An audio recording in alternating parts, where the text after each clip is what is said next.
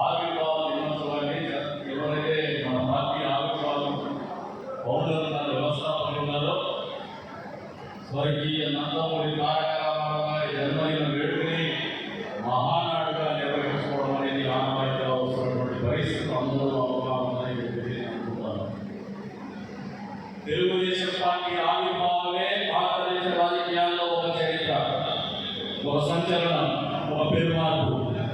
ఈ మాట ఎందుకు చెప్తున్నానంటే కేవలం కొన్ని కుటుంబాలకి, కొన్ని కులాలకు పరిమితమైనటువంటి రాజ్యాధికారం, రాజకీయ అధికారం పేదవాళ్ళకి, చదువుకున్నటువంటి వాళ్ళకి, వేరుపడ్డ వర్గాల వాళ్ళకి, మైనారిటీలకి, సీఎస్టీల వరకు తీసుకోగలిగినటువంటి పరిస్థితులు కల్పించిందే తెలుగుదేశం పార్టీ ఆవిర్భావం. ఆ ఆలోచనలు మొదలుపెట్టిందే పార్టీ వ్యవస్థాపకులు స్వర్గీయ నందమూరి తారక రామారావు గారు అనేది అందరికీ తెలిసిందే. అప్పటి మొదలైనటువంటి రాజకీయ పెరుమార్పులు, అంతేకాకుండా అధికారం వస్తే వాళ్ళు సంపాదించుకోవడం, పెద్దలు చేసుకునేటువంటి పరిస్థితి నుంచి ప్రజల సంక్షేమం, పేదవాళ్ళ సంక్షేమం ఆలోచన చేయాలనే ఆలోచన మొదలుపెట్టింది కూడా తెలుగుదేశం పార్టీ ఆవిర్భావమే. అందుకు ఉదాహరణ ఊడు ఊడు ఊడు గుడ్డ ఇల్లు అనే నినాదంతో మొదలైనటువంటి తెలుగుదేశం పార్టీ పెన్షన్లు మొదలుపెట్టింది. సామాజిక పెన్షన్ల ఆవిర్భావం నాలుగు కలిగింది తెలుగుదేశం పార్టీ. నందమూరి తారక రామారావు గారు ఇల్లు కట్టించడానికి రూపకల్పన జరిగింది తెలుగుదేశం పార్టీ ఆవిర్భావంతోనే. అదేవిధంగా ప్రజలకు జనతా అవసరాలు ఇవ్వడం మొదలుపెట్టింది తెలుగుదేశం పార్టీ ఆవిర్భావంతోనే. మహిళా మహిళలకు ఆస్తిలో సమాన హక్కులు కల్పించేది తెలుగుదేశం పార్టీ ఆవిర్భావం తర్వాతే. ప్రజలు పట్టి పీడిస్తున్నటువంటి ఒక రోగం పటేల్ పట్వారీ వ్యవస్థ ఉపయోగపడినటువంటి పరిస్థితులకు మంగళహారం కాయలేదు తెలుగుదేశం పార్టీ స్వర్గీయ నందమూరి తారక రామారావు గారు అని చెప్పేసి కూడా ఈ సందర్భంగా మీకు అందరికీ కూడా తెలియజేస్తున్నారు. ఈ రకంగా సామాజిక విప్లవానికి నాంది పలికి 44 వసంతాలు పూర్తి చేసుకొని మళ్ళీ 44వ వసంతం అడుగుపెడుతున్నటువంటి సందర్భంగా మనందరూ కూడా దిశానిర్దేశం చేసుకోవాల్సినటువంటి పరిస్థితులు ఒకసారి ఆలోచన చేసుకోమని చెప్పేసి కూడా ఈ సందర్భంగా తెలియజేస్తాను. నందమూరి తారక రామారావు గారి నాయకత్వంలో మొదలైనటువంటి పార్టీ అనేకమైనటువంటి ఒడిదుడుకులకు, సంక్షోభాలకు గురైనప్పుడల్లా ఎంత పెద్ద ఎత్తున ఒడిదుడుకులకు గురైనా కానీ, సంక్షోభానికి గురైతే దానికి రెట్టింపు స్థాయిలో మళ్ళీ పైకి లేచి నిలబడింది తెలుగుదేశం పార్టీ ఆవిర్భావం, తెలుగుదేశం పార్టీ ప్రస్థానం అనేది మనమందరూ జరగాలని చెప్పే సందర్భంగా తెలియజేస్తాను. దానికి ఉదాహరణే 1983లో రాముల అభిషేకం తర్వాత కొత్త చెరువులు మొదలైన రాజకీయాల్లోనే ఒక ముఖ్యమంత్రి పదవి చేస్తే మళ్ళీ తిరిగి నిలబెట్టేటువంటి పరిస్థితులు కల్పించినటువంటి పరిస్థితులు కేవలం తెలుగుదేశం పార్టీ కార్యకర్తలకు తెలుపుదలకే సొంతమనే రకంగా నిరూపించినటువంటి చరిత్ర పార్టీ తెలుగుదేశం పార్టీ అని చెప్పేసి కూడా మనందరూ గుర్తిరగాలని చెప్పి సందర్భంగా తెలియజేస్తున్నాం. సంక్షోభాలకు కూడా తెలుగుదేశం పార్టీ కార్యకర్తలు కానీ, నాయకులు కానీ కొత్త కాదు. నా 25 సంవత్సరాల నా రాజకీయ జీవితం మీద ఒకసారి ప్రతిరోజు చూస్తే నిరంతరం ఆటపోటు, సంక్షోభము, అపవాదులు, అవహేళనతోనే వచ్చినాం. నాకు తెలిసి ఈ 20 సార్లు చేసినటువంటి మహానాడులో మనందరం సంతోషంగా ఒక అధికార హోదాలో నిర్వహిస్తున్నటువంటి మొట్టమొదటి మహానాడు ఇదే అని చెప్పేసి కూడా తెలియజేస్తున్నాం. మీరు ఒకసారి గమనిస్తే తెలుగుదేశం పార్టీ అనేది ఒక యూనివర్సిటీ. ఇందాకే చెప్పిన మన నియోజకవర్గంలో కూడా, లేదంటే ఈ రాష్ట్రంలో తెలంగాణ రాష్ట్రాన్ని చూసినా ఈ రోజు అక్కడ ఉన్నటువంటి ముఖ్యమంత్రి తెలుగుదేశం పార్టీ ప్రాడక్టే, ఇక్కడ ఉన్నటువంటి ముఖ్యమంత్రి కూడా తెలుగుదేశం పార్టీ ప్రాడక్టే. మనం అందరూ మళ్ళొకసారి సింహావలోకనం చేసుకోవాల్సినటువంటి పరిస్థితులు మీరు అందరూ కూడా అర్థం చేసుకోవాలని చెప్పేసి కోరుతున్నాను. నందమూరి తారక రామారావు గారు పార్టీ స్థాపించడం నాకు కూడా అవకాశం లేదు.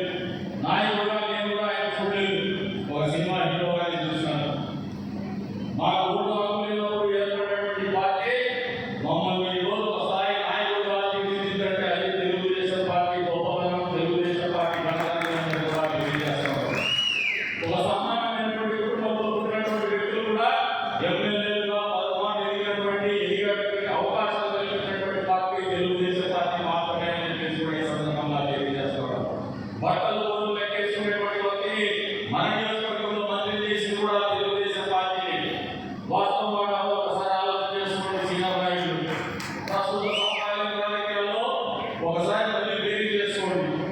మన 20 సంవత్సరాల పాటు నేను కూడా దగ్గరగా రాజకీయాలు చూసుకొస్తాను.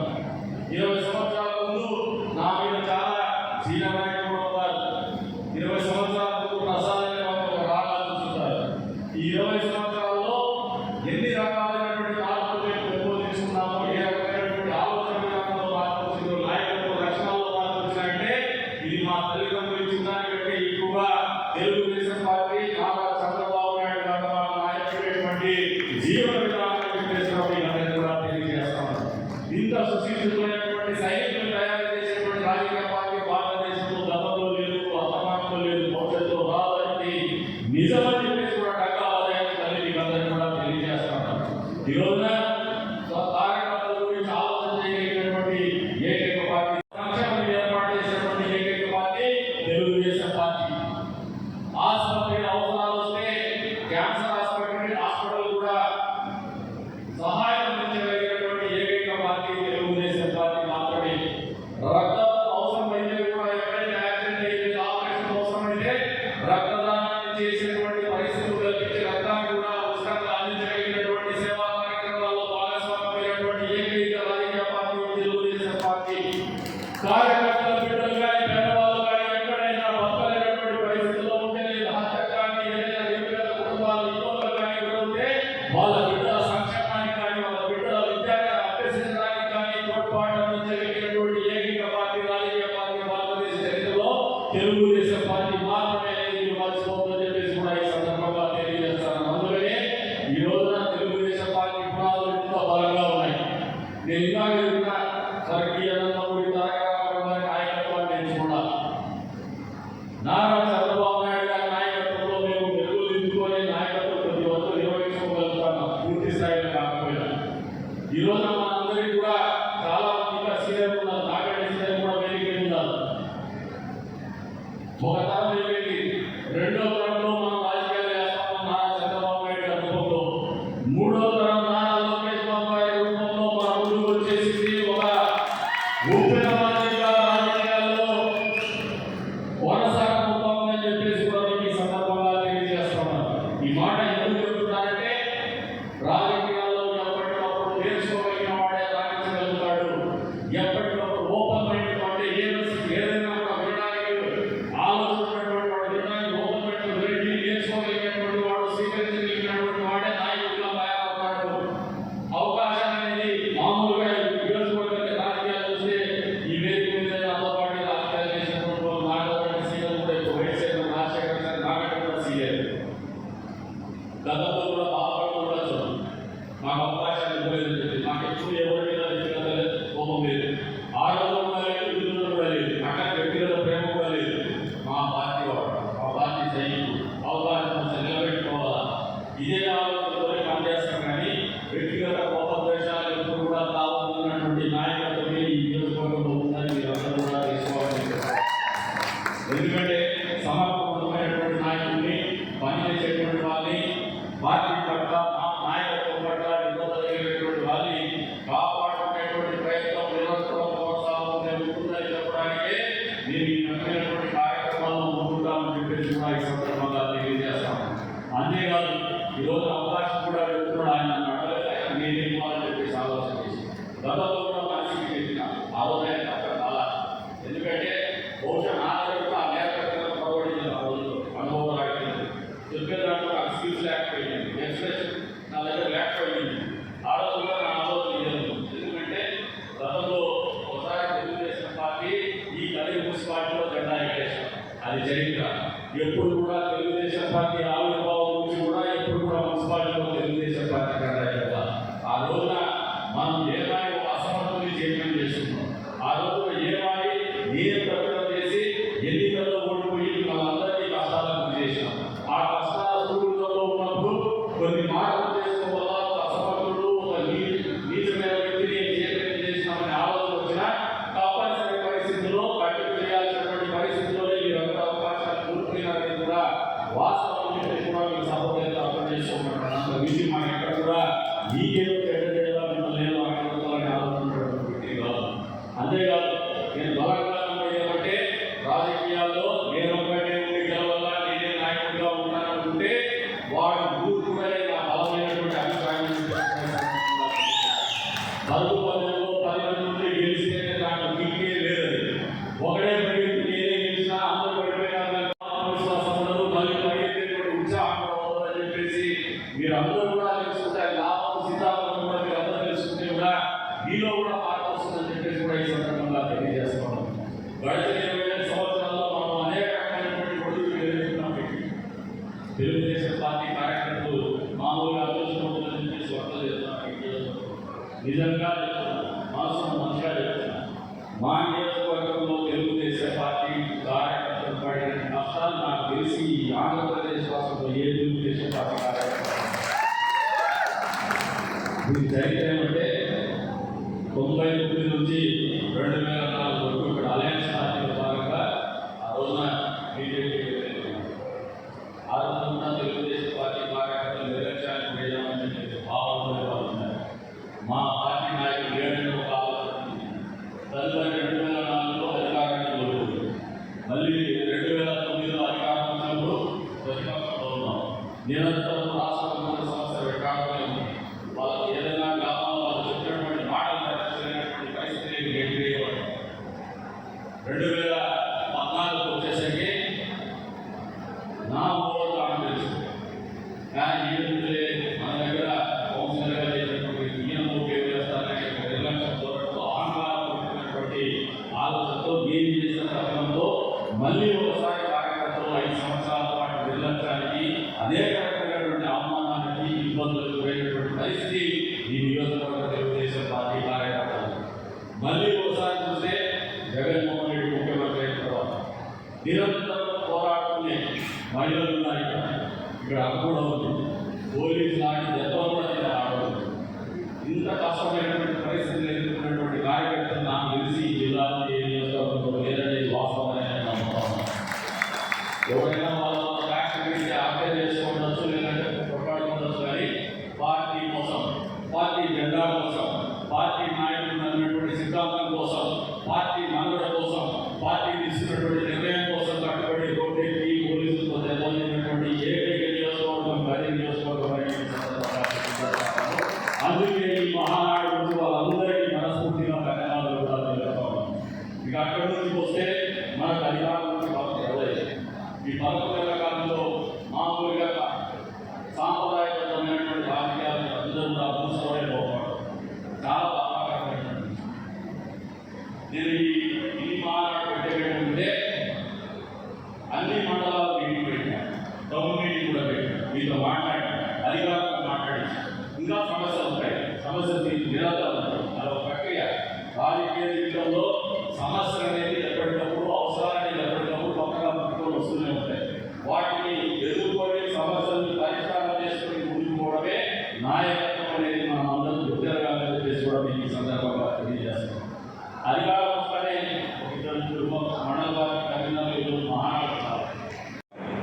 మహానాడు అంటే యువతమైనటువంటి కార్యక్రమం పార్టీకి ఏం లేదు.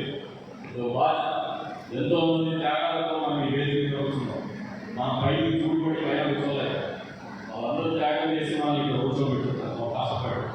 కాబట్టి మీరు ఆలోచన చేస్తుంది రాజకీయాల్లో వచ్చినటువంటి మార్పులు కాకుండా అవసరాలు కాకుండా ఎప్పటికప్పుడు మీరు కమిటీలు చేస్తున్నామే కాదు, గ్రామ కమిటీలో మీటింగ్ చేయాలి, బూత్ కమిటీ మీటింగ్ చేయాలి, మండల పార్టీ మీటింగ్ చేయాలి, టౌన్ మీటింగ్ చేయాలి.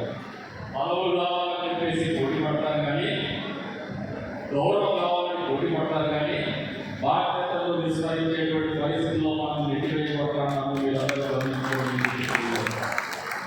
రాజకీయం అంటే పూలపాటు కాదు, ముల్లదారి ముల్లగిరి అనేది. సవాళ్ళు ఎదుర్కోవడానికైనా సమస్యలు పరిష్కారం చేయడానికైనా మనకు పుణ్యనివ్వడము, వాళ్ళందరి మీద ప్రేమ, ప్రజల మీద ప్రేమ, ఈ ప్రాంతం మీద ప్రేమ ఉంటే మాత్రమే అది పూలపాటుగా మనకు కనబడుతుంది. ఆ రకమైన సంతోషాన్ని సుఖాన్ని ఇస్తుందని కూడా నాయకులు ఈ సందర్భంగా తెలుసుకోవాలి. ఎందుకంటే తమలో నేను గమనించినటువంటి వాస్తవాలు ఇవన్నీ. మీరు ఎవరు మీటింగ్ పెట్టుకోవడం చంద్రబాబు నాయుడు గారు సూపర్ 6 పేరుగా అమలు చేస్తున్నటువంటి కార్యక్రమాన్ని ప్రజల్లోకి తీసుకోవడంలో మన సైన్యం ఏదైతే ఉందో తెలుగుదేశం పార్టీ సైన్యం మనం వెనకబడి ఉన్నామనేది వాస్తవాన్ని మీరందరూ గ్రహించుకోమని చెప్పి సందర్భంగా తెలియజేస్తున్నాను. 5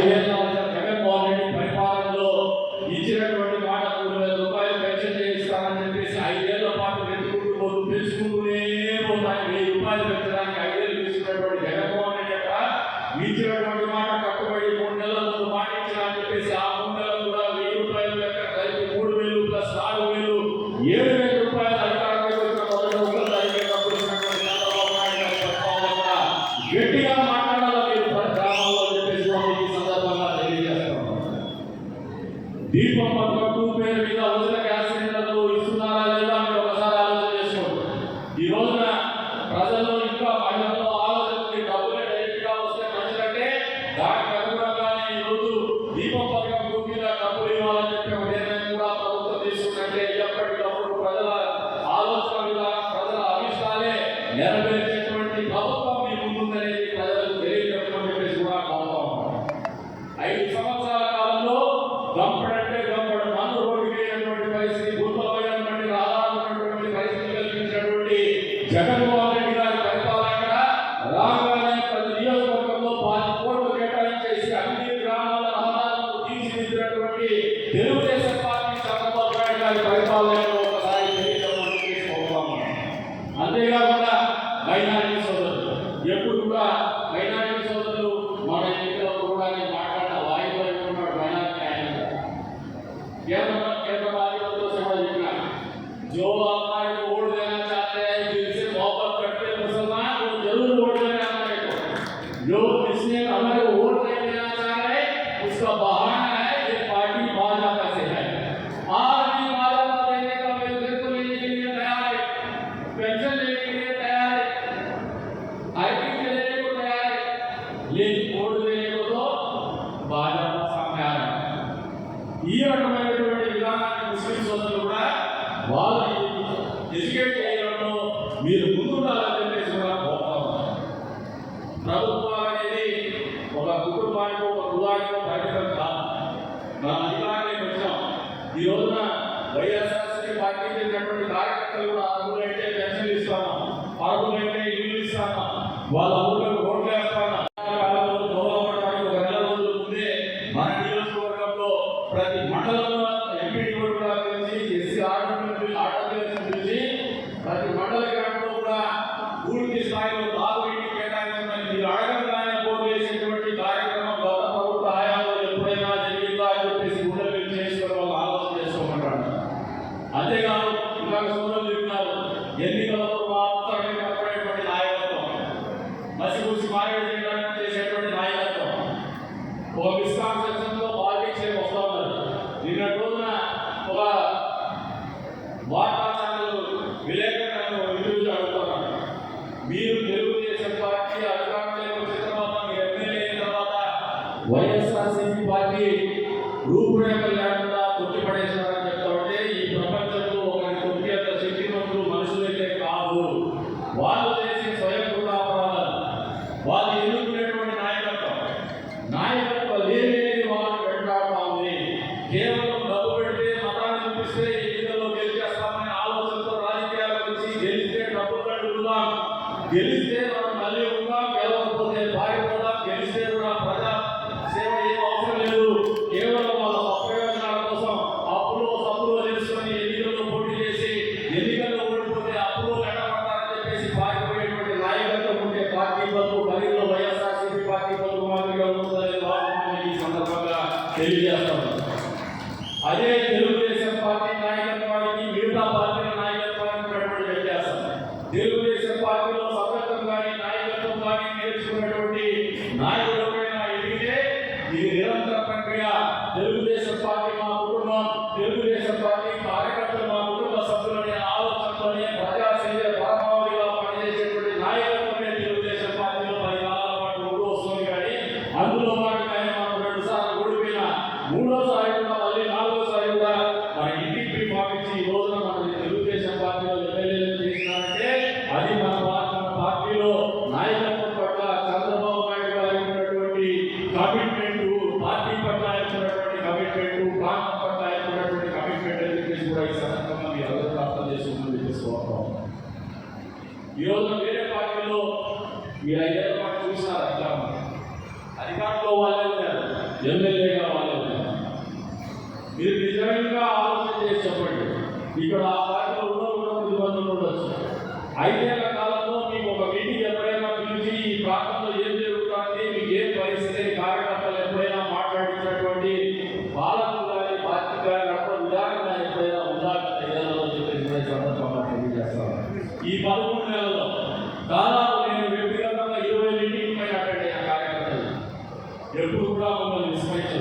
మిమ్మల్ని చెల్లుకొని తీసుకుని నేను కొడతాను. ప్రజలు తొలగించండి, మీరు మీటింగ్లు పెట్టుకోండి, అధికారులతో మాట్లాడండి. మళ్ళీ ఇంకోటి చెప్తున్నాను, ఈ వేదిక మీద నుంచి చంద్రబాబు నాయుడు గారి ఆలోచన చాలా స్పష్టంగా ఉంది. పొలిటికల్ గవర్నెన్స్ వల్ల అధికారాన్ని వినియోగించుకునే దిశగానే పరిపాలన కొనసాగాల.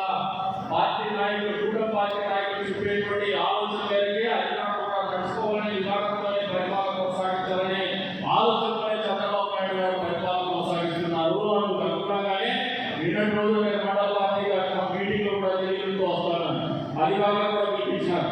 మీరు ప్రతి నెల గ్రామ కమిటీ మీటింగ్ పెట్టుకొని, బూత్ కమిటీ మీటింగ్ పెట్టుకొని, మండల కమిటీ మీటింగ్ పెట్టుకున్న రోజున ఆ మండల అధికారులందరినీ కూడా మీ మీటింగ్ లో హాజరయ్యే రకంగా ఏర్పాటు చేస్తామని చెప్పేసి కూడా తెలియజేస్తున్నాము. మీకేమైనా సమస్యలు ఉన్నా, లేదంటే ఏదైనా సలహాలు ఇచ్చినా కూడా వాళ్ళు ఖచ్చితంగా అమలు చేసేటువంటి విధానంలోనే భవిష్యత్తులో కూడా పరిపాలన మీరు చేసుకోవాలి. మీరు తప్పిదాలని చెప్పేసి కూడా ఈ సందర్భంగా తెలియజేస్తున్నాను. 20 ఏళ్ళ సుదీర్ఘమైనటువంటి అనుభవం ఉంది నాకు. ఈ నియోజకవర్గంలో ప్రతి కార్యక్రమం గురించి తెలుసు, ప్రతి బూత్ గురించి తెలుసు. చిన్న చిన్న విషయాల్లో అపోహలు పడతాను. నాయకులకు అపోహలు అపోహలు ఎక్కువ.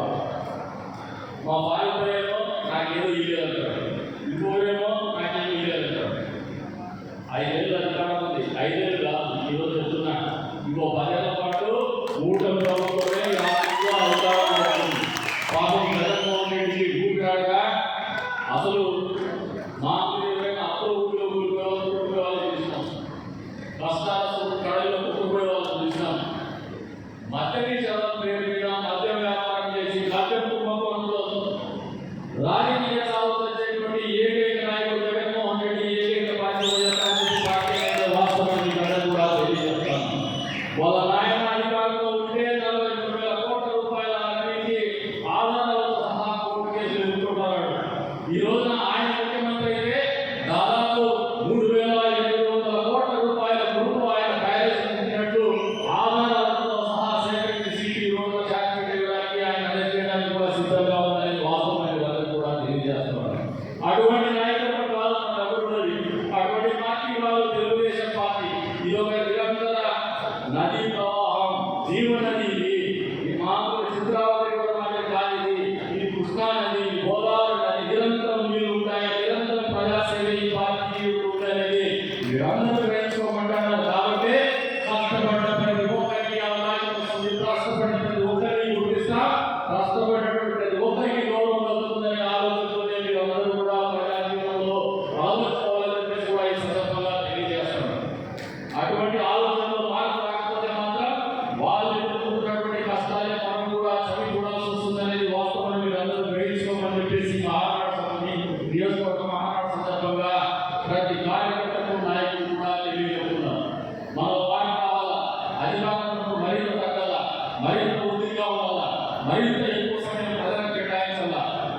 ప్రజలకు మంచి జరిగితేనే మనల్ని ఆదరిస్తారు, ప్రజలకు మంచి చేస్తేనే నాయకత్వాన్ని బలపరుస్తారు, ప్రజలకు మంచి జరిగితేనే ఆ పార్టీని పరిపాలనలో వాళ్ళు చూసుకుంటారు. కానీ డబ్బుతో రాజకీయం చేద్దాం, మతంతో రాజకీయం చేద్దామంటే జగన్మోహన్ రెడ్డి సిద్ధంలో చూసినా, మన జరిగిన సార్వత్రిక ఎన్నికలు చూసినా అది ఒక కేసు స్టడీ కిందనే ఉండిపోతుంది, ఉదాహరణనే మిగిలిపోతుందనేది వాస్తవాన్ని మనం అందరూ గ్రహించుకోవాలని చెప్పేసి తెలియజేస్తున్నాను. నేను మామూలుగా ఒక ఆయన చెప్తాను, మాజీ ముఖ్యమంత్రి చిన్ననాటి స్నేహితులు మీ గురువు గురువైన నాకు, ఎందుకంటే దగ్గరగా ఉన్నా వాటి తప్పకుండా నాకు నేర్పించినాడు. ఏ దేవుడు వాళ్ళు చూసి నేర్చుకున్నాను అంటే ఒక్కోసారి భగవంతుడు చూసో చెడ్డలను చూసో మరి కూడా ఇటు దొంగ ప్రజలు మనం నేర్చుకోవాలి. ఆడడంలో గురిలేవాళ్ళు చెడ్డలు. కాబట్టి మీరు అందరూ ఆలోచన చేస్తుంది. ఈ మహానాడు అనేది ఈ నియోజకవర్గంలో తెలుగుదేశం పార్టీలో ప్రతి మండలంలో, ప్రతి బూత్లో, బూత్లో కూడా ఒక మార్పు రావాలి. ప్రతి నెల కూడా మీరు సమావేశాలు పెట్టుకోవాలి, తీర్మానాలు తీసుకోవాలి, ఎప్పటికప్పుడు ప్రజలకు జవాబుదారీ ఉండాలా, అధికారంలో పని చేయించాలా. ఎంతసేపు నా దగ్గరకు వచ్చి ఫోన్ చేయించేదే కాదు, నన్ను కొంచెం ఫ్రీ పెట్టాలి. ఎందుకంటే ఈ నియోజకవర్గంలో మామూలుగా మనుషులు చెట్టుడు ఈ నియోజకవర్గంలో పేదరికం చెప్తాను, వెలుగుబాటును చెప్తాను, దారిద్ర్యం చెప్తాను, గంజాయి ఎందుకు వస్తామంటే ఆ మూలాలే. ఈ రకమైనటువంటి ఎప్పుడు కూడా కుటుంబంలో ఆర్థిక స్థితిత్వం లేకపోతే అక్రమ సంబంధాలుగా వస్తాయి, నియోజకవర్గమైన యూనిట్గా ఉంది. ఈ నియోజకవర్గంలో పేదరికమైన ఒక శాతం ఉంది. మనం ఎప్పుడు కూడా మైకులు పట్టుకొని ఉపన్యాసాలు ఇస్తాం, ఎప్పుడు కూడా పరిష్కారాలు చూపిస్తారు. నాయకులు ఉపన్యాసాలు అనేది చాలా తీయాలి ఉంటాయి, ఛాతీ తీసుకుంటాము, రోమాలు ఎక్కువ వస్తుంటాయి, దాంట్లో వచ్చే లాభం లేదు. పరిష్కారం చేయాలంటే కష్టపడాలి. కష్టం అంటే మామూలు కష్టం కాదు. ఇందాక ఎంఎస్ఎంఈ పార్క్ 10 రోజుల ఓపెన్ చేస్తే మా మండలంలో 150 అయితే క్లాస్ తీయచ్చు. ఒక ఎంఎస్ఎంఈ పార్క్ ఎక్కువటువంటి జగన్మోహన్ రెడ్డి పరిపాలన తర్వాత మళ్ళీ రాష్ట్రానికి పైకి తీసుకురావాలా, అభివృద్ధిలో నిలపాలని చంద్రబాబు నాయుడు గారు చేసినటువంటి కృషి, నారా లోకేష్ గారు చేసినటువంటి కృషి, ఉద్యోగం ఎలా ఇవ్వాలని చెప్పేసి ఆలోచన ముందుకు పోతున్నటువంటి పరిస్థితుల్ని మనం అర్థం చేసుకోకుండా వాళ్ళ ఆలోచనకు అనుగుణంగా మనం మద్దతు తినకపోతే మాత్రం ఆ ఫలాలు కానీ ఫలితాలు కానీ ఆ పథకాలు కానీ నిష్ప్రయోజనమవుతాయి, మళ్ళీ పనిచేసేటట్టు అవుతుంది. నిన్న రోజు నా ఎంఎస్ఎంఈ ఓపెనింగ్ అనేది దాదాపు నాకు తెలిసి తెలియదు, నాయకుడు కూడా తెలియదు. ప్రతి ఒక్కటి కూడా నేను ఎప్పుడు కూడా మీటింగ్ పెట్టేసి ఏ మీటింగ్ పెట్టి గట్టిగా ఏం చేస్తానంటే విజిబిలిటీ అనేది రాజకీయాల్లో భాగం. మనం చేసే కార్యక్రమాలు కానీ మనం చేసే మంచి పనులు కానీ ప్రజలకు నిరంతరం తెలియజేస్తాం. ఆ ఎంఎస్ఎంఈ పార్క్ అనేది 94 ఎకరాలు సేకరిస్తే దాంట్లో నియమంలో ఒక 20 ఎకరాలు 30 ఎకరాలు రోడ్డు వేసేసి రోడ్డు సదుపాయాల కోసం నిన్న రోజు పూర్తి చేశారు. మా పట్టణాల్లో మన నారా లోకేష్ గారి యువకుల కూడా చెప్తాను. నారా లోకేష్ గారి యువకులని ప్రియారిటీ కింద కలెక్టరేట్ పెట్టుకుని పనులు చేస్తాం. నాకు మాట కలెక్టర్ అది వారం చేస్తున్నారు ప్రియారిటీలో. రెండోది టెంపుల్ సర్టిఫికేట్ కింద మనం ఒక రూపాయలు కూడా పెట్టించాము. ఆ స్థూపం పెట్టిన తర్వాత మన టెంపుల్ ఎక్కడ చేసుకోవాలంటే కేంద్ర ప్రభుత్వం నిధులతో చేసుకుంటే కానీ చేసుకోలేనటువంటి పరిస్థితి. నిన్న రోజుల్లో వార్తా ఛానళ్ళు విలేకరు అడుగుతాను, గోలేరు మీరు పట్టించుకోవాలి. నేను గోలేరు పట్టించుకున్నా, ఏరు పట్టించుకున్నా, టెంపుల్ పట్టించుకున్నా, తిరుగుతులు పట్టించుకున్నా, తిరుగుతుల్లో ఎలక్షన్ పట్టించుకున్నా, తిరుగులు విడుదల చేసే ఆలోచనలు పట్టించుకున్నా, ఢిల్లీ పర్యటన పట్టించుకుంటే ఇవన్నీ కూడా కలిపి ప్రశాసనంలో డిపిఆర్ రెడీ చేసినటువంటి పరిస్థితులు మీకు అందరికీ కూడా సమయంగా తెలియజేస్తాను. భవిష్యత్తులో చేసి తీరుతాము. అంతేకాకుండా వాళ్ళు 94 ఎకరాలు ఏపీఐసి ఇక్కడ సేకరిస్తే దానికి కంటిన్యూషన్గా 3200 ఎకరాలు మేము అన్ని రికార్డ్స్ సేకరించి పెట్టి కలెక్టర్ కూడా మాట్లాడి మన నారా లోకేష్ బాబు గారు కలిగి నరసింహస్వామి పట్టు వస్తారని వచ్చిన సార్ మీరు అమలు చేసినారు, ప్రజాస్వామ్యం అనేది డీఆర్ పోతున్నా మీ వచ్చినప్పుడు నాకు ఒక మీరు అంగీకారం తెలపాలా లేదంటే మద్దతు తెలపాలని చెప్పేసి కోరుకున్నాను. అంతే స్థాయిలో ఇండస్ట్రియల్ ఏరియా కూడా 3200 ఎకరాల్లో మేము భూమి సేకరిస్తున్నాము. ఇదంతా పంచాయతీ ఇండస్ట్రీస్ తీసుకొచ్చే పని కూడా మేమే చేసుకుంటున్నాము. మీ సైడ్ నుంచి కాన్సెప్ట్ కావాలని చెప్పి ఆ రెండింటినీ కూడా ఆయన ఆలోచన జరిగింది. ఇవన్నీ కూడా మేము ఆలోచన చేస్తాం. ఈ పనులు చేయాలంటే 24 గంటలు పొద్దున్నే లేచి ఆ గంటలంతా ఏదైతే నా ఆరోగ్యం కాపాడుకునేటువంటి పనులు చేసినప్పుడు కూడా ఇలా పడతారు. ఆ గంటలంతా నన్ను ఎక్స్పెక్టేషన్ ఆ గంటల్లో మీకు వచ్చేది ఏమన్నా చదువుకుంటా లేదు. దయచేసి అర్థం చేసుకోండి. మిగతా రోజుల్లో వారంలో 7 రోజులు మీ దగ్గర ఉండాలన్నారు. ఇది ఎంత సాధ్యం అర్థం కాదు. వారం నేను కూడా వచ్చే రోజుల్లో మా వాళ్ళ చెప్తాను. ఈ మీటింగ్ నిన్న జరిగినటువంటి తిరగాలని మన కూర్చోబెట్టి మా ఆఫీస్ వాళ్ళంతా కూడా చెప్తున్నాను. మీరు పోయినంత కాలం నేను కూర్చోబెట్టి ఫ్లెక్స్తో సహా చట్టాలతో సహా నేను చెప్తా ఉంటే మీరు చేస్తామని గురించి నేను చెప్పను. మీరే నేర్చుకోవాలి. ప్రోగ్రామ్ చెప్తాము, మీరు డిజైన్ చేసి చేయాలి. ఈ ప్రోగ్రామ్ కూడా వాళ్ళే చేస్తారు.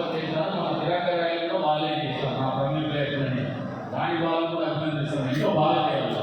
ప్రోగ్రామ్ అనేది వాళ్ళ ప్రొఫెషనల్ అప్రోచ్ లేకపోతే నా మీద బాగా పెరుగుతాను. నన్ను ఒక రకంగా మీరు ఫ్రీగా ఎక్కువ చేసుకోవాలనుకున్నారంటే ఇండస్ట్రియల్ కారిడార్ అనేది చాలా అవసరమైనటువంటి పరిస్థితి చేసుకోవాలి. మనకు ఉన్నటువంటి పరిస్థితుల్లో ఇవాళ నిన్న రోజున కలెక్టర్ గారు ఒక అనౌన్స్మెంట్ చేశారు. పుట్టపర్తిని లేపాక్షిని అప్పుగా చూసి వాళ్ళకు కొన్ని అడ్వాంటేజెస్ ఉన్నాయి, మనకు కొన్ని డిసడ్వాంటేజెస్. మనకు బెంగళూరుకి దూరము, ఎయిర్పోర్ట్కి కూడా 4 కిలోమీటర్లు ఉన్నాం, టీఆర్ కూడా 4 కిలోమీటర్లు. కాకపోతే మనకు ఉన్నటువంటి ల్యాండ్ వాల్యూ మన 64 లక్షలు పెట్టినా సార్, మీరు ఎవరో స్టార్ట్ ఇండస్ట్రీస్ 64 లక్షలు పెడితే మీరు ఆ టైం అంటే దాని గురించి ఇండస్ట్రీస్ మాట్లాడు 30 లక్షల ఏర్పాటు చేస్తాను అంటే మా ఆలోచన ఇందులో స్పష్టంగా ముందుకు పోతాను. మేము డేటా అనేది బాగుండేది పని చేస్తాం. ఈ పని చేయాలంటే ఎలిగి కట్టుకోవాల్సిన పరిస్థితులు ఉంటాయి. ఇవన్నీ అర్థం చేసుకొని మీరు గ్రామ కమిటీలు, మండల కమిటీలు, బూత్ కమిటీలు కరెక్ట్గా పనిచేస్తే నా మీద పనిముట్టు జరుగుతుంది. పార్టీ బాగుంటుంది. పనులేమో మీరు కొట్లాడతారు. ఒక నాయకుడు యాపంలో రాణి షాపులకి, ఈజీఎస్కి, జల్ జీవన్ మిషన్కి దీనికేదో ఒక నాయకుడు కనపడతాడు. అదే నాయకుడు బూత్ కమిటీలో పనిచేసి మాత్రం కనపడతాడు. ఈ రకమైనటువంటి ఆలోచన విధానంలో మార్పు కావాలా, స్పష్టమైనటువంటి మార్పు. ఈ మహానాడు వేదిక వాళ్ళందరినీ కూడా పోయితే ఇదే సందర్భంగా తెలియజేస్తాం. మనమందరం కష్టపడితేనే ఫలాలు వస్తాయి, ఫలితాలు వస్తాయి. నేను అన్నీ కష్టపడితే ఏమి కాదు, తల్లి కొడుకుంటాను అందరూ తిరిగేదండి. గుర్తుపెట్టి ఈ రాజకీయం అనేది ఈ నియోజకవర్గంలో కొద్దిమంది చేతిలో నిర్వహించబడి ఇప్పుడు ఆ సమీకరణ వెళ్ళిపోయింది. ఎందుకంటే ఆ 700 ఓడిపోయినప్పుడు ఇప్పుడు చెప్తా ఒక కౌన్సిలర్ స్థాయి పెట్టి దేశా అమిషాయ అర్థమైందా? దేశా అమిషాయ చూసినా నేను మొదలుపెట్టాను. ఇంకో ఆయన ఉన్నాడు, ఆయన మామూలు సైకిల్ కోట్లు వచ్చినా తెచ్చుకుంటాడు, దాన్ని తీనా తెచ్చుకుంటాడు. కౌన్సిలర్గా పోటీ చేసి 5 రూపాయలు వస్తాయి, ఎమ్మెల్యేగా పోటీ చేసి 5 రూపాయలు వస్తాయి. ఆయన కూడా మా దెబ్బ పట్టి కన్నీ కూడా మొదలుపెట్టాను. ఆ రోజు మొదలుపెట్టి నీళ్ళు కాదు, నేనే వరకు. అటువంటి పరిస్థితుల్లో మనం మళ్ళీ ఎదుర్కోకూడదనే కసి మనందరితో చెత్త దాంట్లో కూడా మాట్లాడే అవకాశము ఆవశ్యకత మనం కల్పించాం. దాంట్లో ఏమైందంటే ఇంత వేగాలు వేగాడు వాడు ఎక్కువ కొట్టి పార్టీ మారేసినాడు, నేను ఎందుకు కావాలని చెప్పేసి లైఫ్ మళ్ళీ చేసి ముందు వెళ్ళి అందులో భాగంగా మొన్న రోజు ఒక ఆయన ఎలక్షన్ నా దగ్గర 3 ఎలక్షన్ చేసే డబ్బులు ఉంటాయి, 100 కోట్ల ఆస్తులు ఉంటాయి, 100 కోట్ల డబ్బులు ఉంటాయి. నేను కైలు ఇట్లా 10 ఇట్లా డబ్బులు కూడా ఆగిపోయింది. మీ ప్రేమతో, మీ పట్టుదలతో, మీ క్రమశిక్షణతో అంటే నాకు తెలిసి 5 ఎలక్షన్ నేను కూడా చేయలేదు. డబ్బులతో రాజకీయాలు వాళ్ళంటే మనం 5 ఏళ్ళలో ప్రజల మీద కష్టాలు ఇచ్చిన డబ్బు వాళ్ళు 5 సార్లు కొనుక్కోవచ్చు. ఒకసారి 5 సార్లు బజార్లో పెట్టి కొనుక్కోవచ్చు. కానీ దాంట్లో మన ఎలక్షన్ అంటే ఉండే ఎన్నికలకు 3 నెలల్లోనే ఎలక్షన్ కంప్లీట్ చేసుకుంటాం. కాబట్టి అందరికీ ఆటలు పెట్టుకుని మీ అందరికీ కూడా లేకుండా బూత్ కమిటీ దగ్గర నుంచి పని చేయడము ఈ మహానాడులో మనం అందరూ గుండెలు చేసుకుని ప్రతి రాష్ట్రానికి సమయం అవసరమైంది. అందరూ గట్టిగా బూత్ కమిటీ